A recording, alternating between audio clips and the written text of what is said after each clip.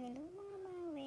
Tara, samahan nyo kami i-unbox at buuin ang baby high chair ng ating baby Pogi. Ay, naku, excited dyan. Tignan mo naman ang kulit-kulit. Oh, talagang nakikisali din siya. Gusto niya rin siya din makigulo-gulo din sa paggawa-gawa na yan. Kahit ako hirap na hirap na at hindi ko alam kung paano magbuo ng ganitong high chair. Ayan, ayan, at nakikigulo din ang batang maliit. Akala mo naman talaga alam niya kung paano buuin ito. Ako nga hirap na hirap at hindi ko alam kung paano sisimulan ng pagbuo nito. Kaya din pala ako napabili ng ganitong high chair kasi nga, ang likot-likot na niya. Tsaka gusto niya na kumain mag-isa. Minsan nalapit pa yan sa lamesa ang ending. Sobrang kalat na po ng aming lamesa. Kaya ayan, napabili na po ang inyong mom. Nakatuwa lang kasi ang mga ganito dati ay hindi natin afford. Ngayon ay may ganito na kaya tuwang-tuwa ang mga bata. Kaya tignan nyo naman ang reaksyon ng batang maliit. Oh, tuwang-tuwa. Gusto na niyan makaupo agad-agad.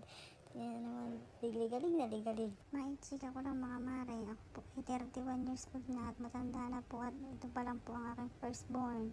Ang dami ko kasi nagsasabi na ako ay bata pa na buntis, bata pa nag-asawa. Ay Diyos po, inay.